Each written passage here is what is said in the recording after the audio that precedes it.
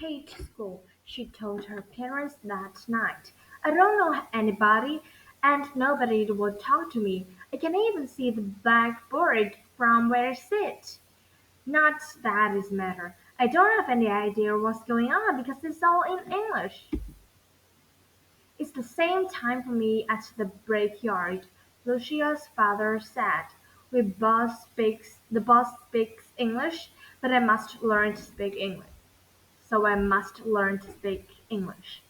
This is a new country, Lucia, and we are all going to have to learn its language, her mother said. What for? Lucia asked. Why do we have to learn everything we know for this crowded country and this horrible language? We did this for you, Lucia's father said in a firm voice. In America, we have a chance for a better life. Now finish your dinner. School starts only tomorrow. All week, Lucia did her best to follow along at school, but her confusion continued.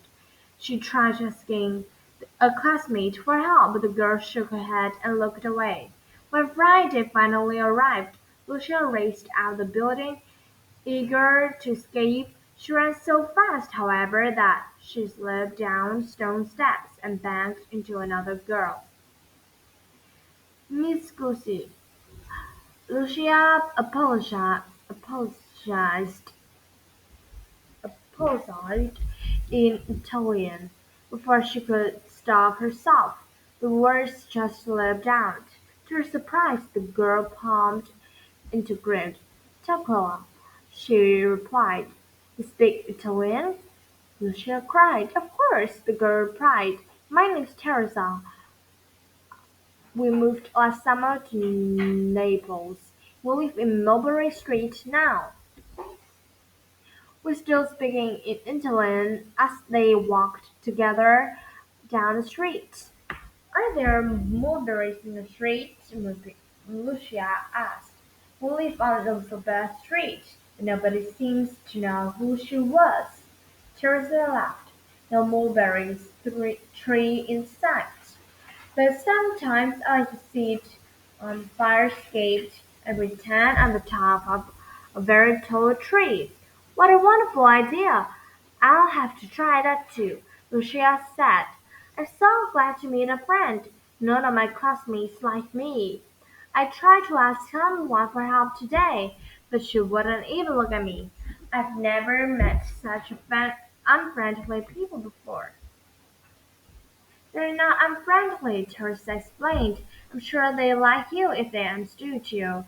Look around, all the kids here are immigrants, like you and me. Nobody speaks English, not yet anyway." Really? It had not occurred to Lucia that others were struggling too. Really? And from all over, Teresa continued, Hungary, Poland, Russia, it's tough to find someone you can talk to. "Lucia, you bumped into me." Lucia looked around in the same busy street as before, but suddenly the bustling Lower East Side looked different. Maybe it was just that Teresa's words had changed the way Lucia saw it.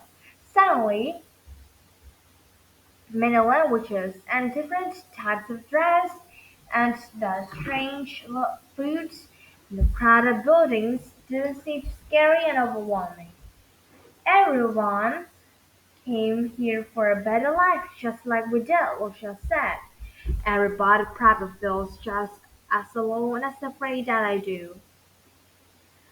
But you're not alone, Teresa said. We can learn English together. Then she grabbed Lucia's hands and said the word again in English. In English. "Say it to me." Lucia grinned. "Together," she said.